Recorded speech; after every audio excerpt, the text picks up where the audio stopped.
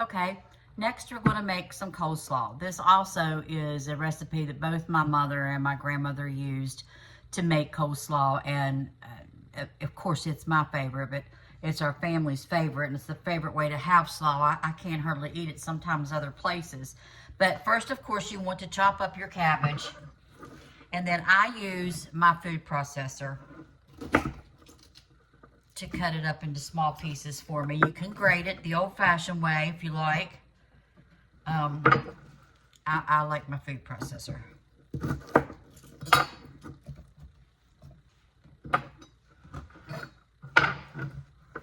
Get it all gathered up here. Okay.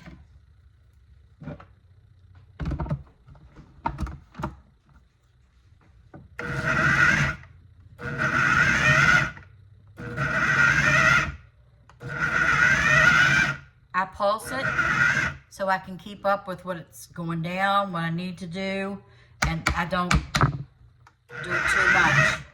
I keep up with it better that way. Okay, let's see what it's looking like. Looking pretty good, actually. One more time. All right. Now we'll put it in our bowl. But first, we're going to make our dressing. Now, the dressing is what's different.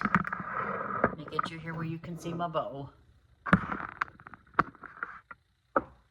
I burnt the countertop. I'm going to replace it. I'm just saving my money. This was wooden and it was handmade, and but it's seen better days. So please overlook my cabinet. It's clean, but it just looks bad. I'm going to get a new one. All right. As I was saying, the dressing to the coleslaw is what's really different than most everybody else's. I make a small amount, so it doesn't need a whole lot of mayonnaise. I don't like my coleslaw milky white with a lot of mayonnaise-y dressing. I like it just enough to cover it. So it takes I put 2 tablespoons, heaping tablespoons of mayonnaise. I'm going to put just a splash of vinegar. Probably, maybe, if you wanted to measure it out, it might end up being a quarter of a teaspoon, possibly a little less, probably. Now, what we use in ours, that most people don't, is celery seed. It goes with the cabbage wonderfully. We need salt and pepper.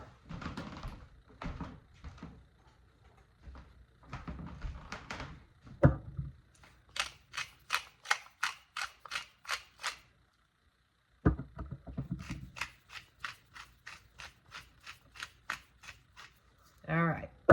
Now, the other thing that we put in ours is sugar.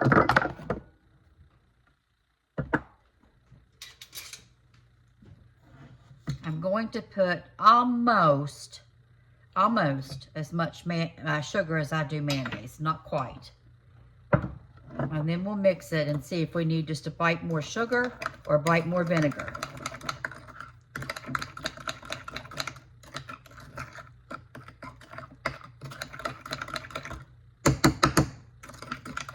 It's a pretty dressing with the celery seed and the pepper in it.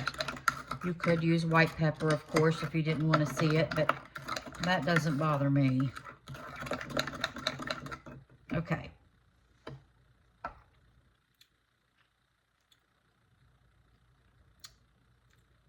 That's very, very good. It's got just the right amount of vinegar and the right amount of sugar. Now, I wait until the last minute before I put my dressing on my cabbage, because what will happen is the salt and the sugar start to render the water out of your cabbage. So, the more it sits with the dressing on it, the wetter it becomes. And again, I don't like wet slaw. I just don't care for it. I don't think it's appetizing. It doesn't look good. Let's get something different to get that out.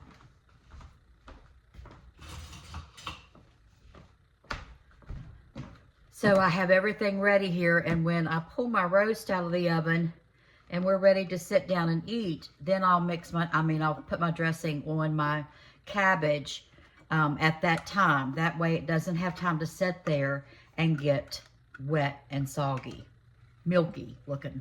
Yuck. I don't like it.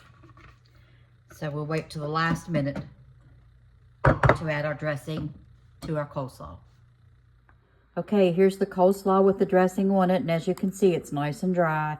I didn't put the dressing on ahead of time so it would sit there and get wet. So this is very good coleslaw dressing, so I hope you give it a try.